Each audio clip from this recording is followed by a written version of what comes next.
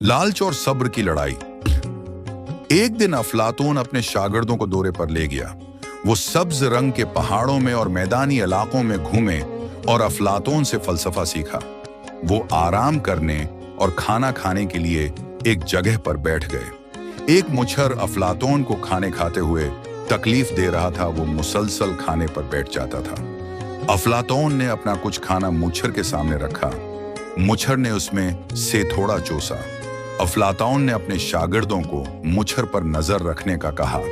अफलातून के कहने पर एक शागिर्द जिसके हाथ पर थोड़ा जख्म था, उसने अपनी हथेली मुच्छर के करीब की। मुच्छर वहां से उठकर उसके जख्म पर आ बैठा और खून चूसने लगा। अब अफलातून ने मुच्छर के करीब ही एक बोसीदा सेब रख दिया।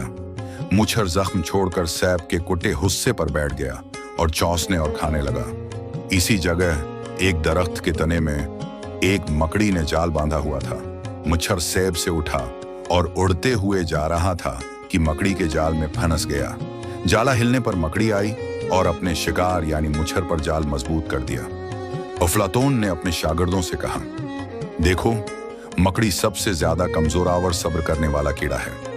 वो अपने शिकार के लिए जाल बिछाकर पूरा दिन इंतजार करता है और कभी कभी कई दिन तक। और जब वो शिकार करता है तो उसे कई दिनों तक आहिस्ता से इस्तेमाल करता है।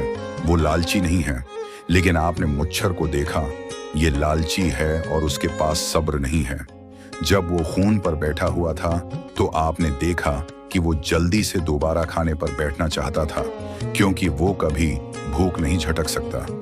इंसान की बहुत सारी परेशानियां उसके लालच और इसराफ का नतीजा हैं।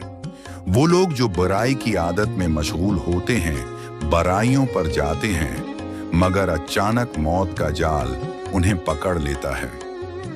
लालच और सब्र की लड़ाई में